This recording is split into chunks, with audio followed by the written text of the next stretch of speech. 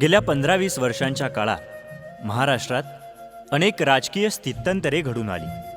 त्याचबरोबर अनेक युवा नेतृत्वांचाही उदय झाला।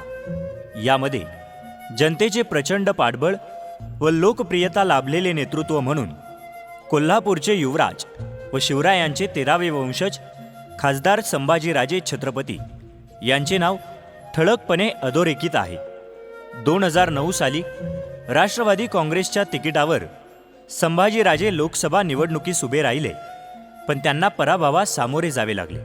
हा पराभव संभाजीराजेंच्या आयुष्यातील टर्निंग पॉइंट ठरला। पहिल्याच प्रयत्नात आलेले अपयश संभाजीराजेंच्या यशाची पहिली पायरी ठरली। 2009च्या लोकसभा निवडणुकीत पराभवास सामोरे जावे लागल्यानंतरही खचून न जाता संभाजीराजे अधिक जोमाने काम करू लागले। याबद्दल बोलताना ते म्हणतात, 2009च्या पराभवानंतर माझ्यापुढे 2च पर्याय होते। एकतर राजवाड्यात परतून ऐशो आरामाचे जीवन जगायचे किंवा जनतेत मिसळून त्यांचे प्रश्न सोडवायचे। मी दुसरा पर्याय निवडला। पराभवानंतर संभाजीराजे कोल्हापुरातून बाहेर पडले व मराठा आरक्षणाबद्दल जनजागृतीसाठी त्यांनी संपूर्ण महाराष्ट्र पिंजून काढला। कोल्हापूर जिल्ह्यापुरता विचार न करता संपूर्ण महाराष्ट्रातील जनतेसाठी संभाजीराजे पुढे सरसावले। हे त्यांच्या घराण्याच्या वारशास शोभणारेच पाऊल होते। काही वर्षांपूर्वी बहुतांश मराठा समाजात आरक्षणाबद्दल प्रतिकूल मानसिकता होती। आम्ही उच्चकुलीन, सरदार, सरंजामदार, जातिवंत मराठे, आम्ही आरक्षण घेऊन स्वतःला मागासवर्गीय म्हणवून घ्यायचे का? आरक्षणाच्या कुबड्यांची आम्हाला गरज नाही, अशी नकारात्मक लोकभावना मराठा समाजात रुजलेली होती। पण यामुळे समाजातील गरीब घटकांचे शैक्षणिक व सामाजिक क्षेत्रात होत असलेले अतोनात नुकसान, कुचंबना याकडे कुणाचेही लक्ष नव्हते, अथवा प्रतिष्ठेपायी याकडे दुर्लक्ष केले जायचे। ज्या संघटना आरक्षणाच्या मागणीसाठी लढा देत होत्या त्यांच्यामध्येही एकी नव्हती। आरक्षणाच्या लढ्याला एकसंधपणा नव्हता। यावेळी संभाजीराजे छत्रपती या लढ्यात उतरले। मराठ्यांच्या सर्व संघटनांना त्यांनी एका छत्राखाली आणले। या संघटनांनी आरक्षण लढ्याचे नेतृत्व राजेंकडे सोपवले। संभाजीराजेंनी शिवशाहू रथयात्रेच्या माध्यमातून संपूर्ण महाराष्ट्रात दौरे केले व ठिकठिकाणी सभा घेऊन आरक्षणाबद्दल मराठा समाजात जनजागृती केली। पूर्वी आपण मोठे सरंजामदार, जमीनदार होतो, पण आता ती परिस्थिती राहिलेली नाही। आपापसात वाटण्या होऊन आज 100 एकराचे 100 तुकडे झालेले आहेत। समाजावर आर्थिक दारिद्र्य ओढवलेले आहे। गुणवत्ता असूनही आपल्या मुलांना हवे ते शिक्षण मिळत नाही। मराठ्यांनो, ही परिस्थिती बदलायची असेल तर रम्य भूतकाळ विसरला पाहिजे। अभिमानास थोडा धक्का बसेल, पण आपल्या गरीब बांधवांना शिक्षणात फायदा होईल, असे स्पष्ट शब्दांत प्रत्येक सभेत संभाजीराजेंनी ठणकावून सांगितले। शाहू महाराजांनी मराठ्यांना दिलेल्या आरक्षणामुळे कोल्हापूर संस्थानात मराठ्यांची सामाजिक, शैक्षणिक व प्रशासकीय क्षेत्रात झालेली उन्नती समजावून देत आरक्षणाचे महत्त्व व आज मराठा समाजास असलेली आरक्षणाची गरज समाजाच्या मनावर बिंबवली। संभाजीराजेंनी 4 एप्रिल 2013 रोजी आरक्षणाच्या मागणीसाठी मुंबई येथे 1 लाख मराठ्यांचा मंत्रालयावर मोर्चा काढला। यामध्ये 84हून अधिक मराठा संघटना सामील झाल्या होत्या व या मोर्चाचे सामूहिक नेतृत्व संभाजीराजेंकडे देण्यात आले। मराठा समाजाची खरी ताकद व एकजूट दाखवून देण्यामध्ये संभाजीराजे यशस्वी झाले। या मोर्चामुळे राज्य सरकारला मराठा आरक्षणाविषयी गांभीर्याने विचार करणे भाग पडले व पुढच्याच वर्षी महाराष्ट्र सरकारने मराठा समाजाला 16% आरक्षण जाहीर केले। पण ते केवळ एक मृगजळ ठरले। न्यायालयाने मराठा आरक्षणावर स्थगिती आणली आणि त्याचबरोबर महाराष्ट्रात सत्तापालटही झाला। मराठ्यांना मिळालेले आरक्षण न्यायालयाने स्थगित केल्यामुळे आरक्षणासाठी रस्त्यावरची लढाई तुर्तास संपली होती। पण यानंतरही वेगवेगळ्या कार्यक्रमांच्या निमित्ताने संभाजीराजेंचे महाराष्ट्रात दौरे सुरूच राहिले। मध्यंतरीच्या काळात राजेंचे सामाजिक कार्य पाहता राष्ट्रपती महोदयांनी पंतप्रधान मोदींच्या शिफारसीने संभाजीराजेंची राज्यसभेवर नियुक्ती केली. चळवळी व आंदोलने करून फारसे काही पदरात पडत नाही. आपले प्रश्न सोडवायचे असतील तर त्यासाठी हातात सत्ता हवी, हे त्रिवार सत्य आहे.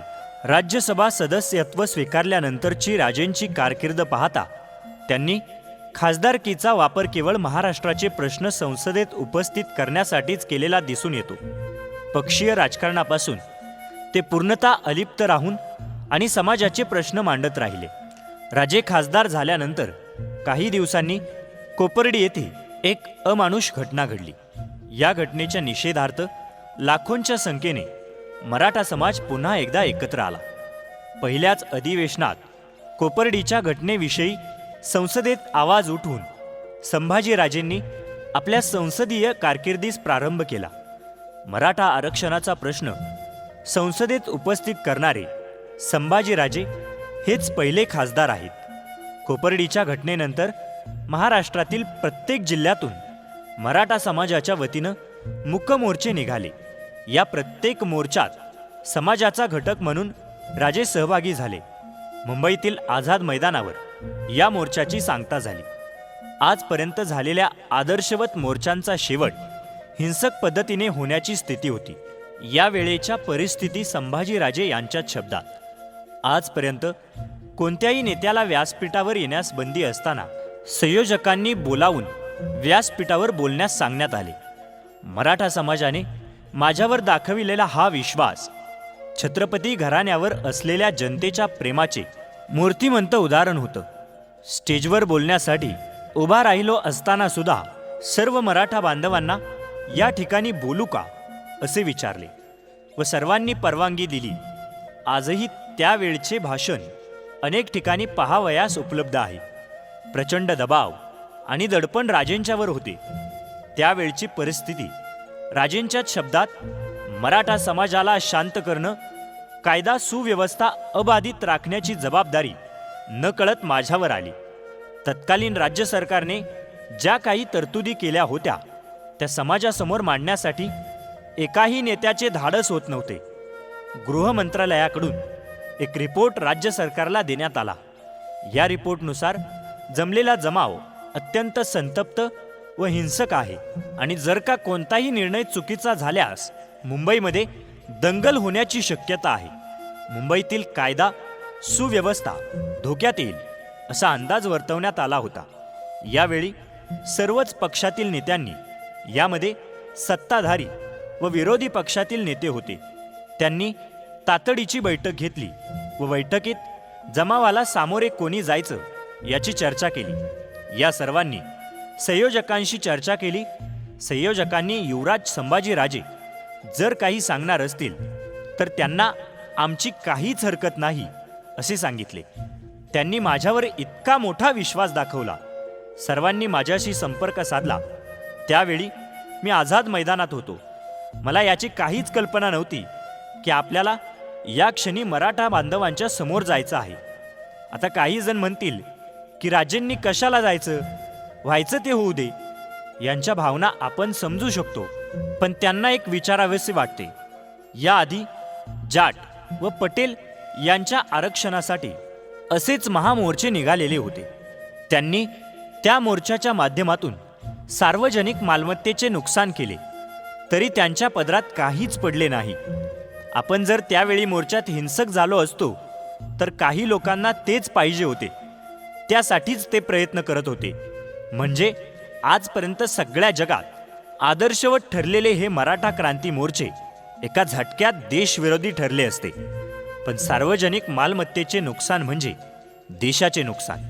हा महान विचार मराठ्यांच्या अंगी भिनला असल्याने त्यांनी असे कोणतेच पाऊल उचलले नाही.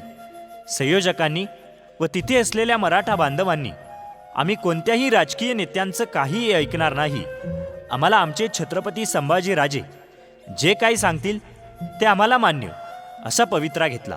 पोलीस प्रशासनाने सुद्धा विनंती केली की आपणच यातून मार्ग काढू शकता. त्यामुळे नाईलाजास्तव स्टेजवर गेलो व 1 ते 1.5 मिनिटाचे भाषण केले. या भाषणाच्या आधी सर्वांची बोलण्याची परवानगी घेतली, मगच भाषण केले.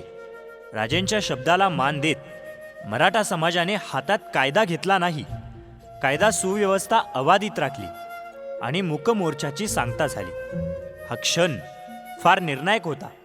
त्यानंतर मराठा आरक्षणासाठी चाललेली लढाई न्यायालयात पोहोचली. तिथे सुद्धा राजे स्वतः हजर राहत असत.